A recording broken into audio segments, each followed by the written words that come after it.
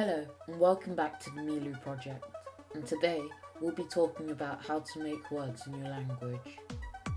If you haven't already done so, go back and watch our videos on picking your sounds and establishing phonotactic constraints.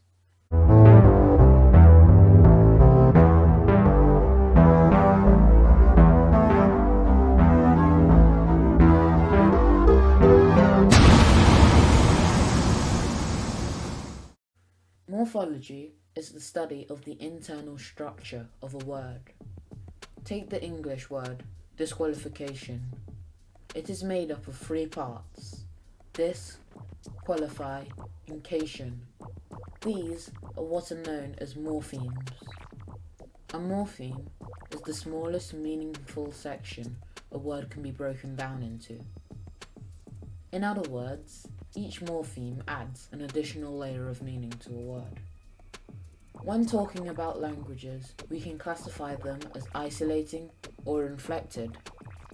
Isolating languages, like English, are languages which separate their morphemes out into separate words, and inflected languages are languages which add many morphemes together to make longer words, or even fuse them together, like Latin does. Greenlandic is a polysynthetic language and can convey highly complex thoughts in a single word. Note that this is a spectrum, as no language is fully isolating or inflected, and there are categories in between, like fusional and agglutinative languages. So, before you start making any words, you need to decide where on the spectrum your language will fall. I have decided to make my conlang an analytical language.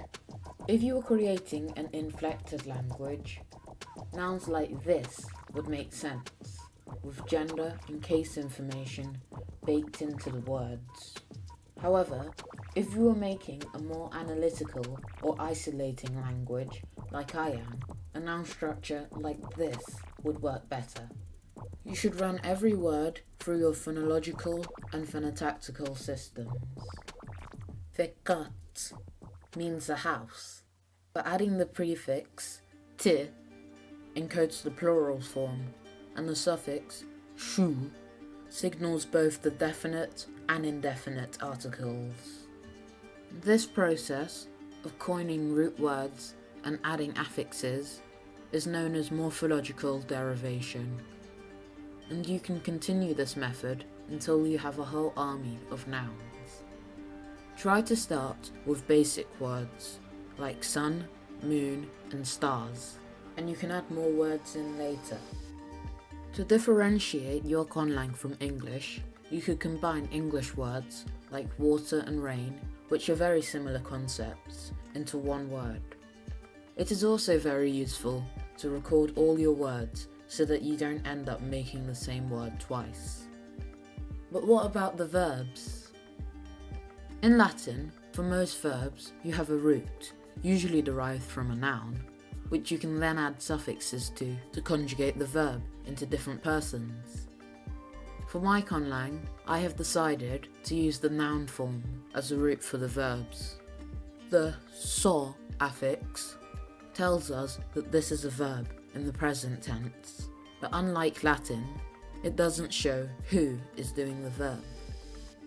So at this point, if you haven't already done so, it's time to make some pronouns. Pronouns can be whatever you like, however, it's a good idea to make them short. Now we have a verb system. You could add a similar system for adjectives. In my language, they are formed with the suffix sil. Once you've made your first few words, you need some sentences to put them in. Join us next week for our episode on syntax and grammar. As always, thank you for watching. I would really appreciate if you liked this video and commented below.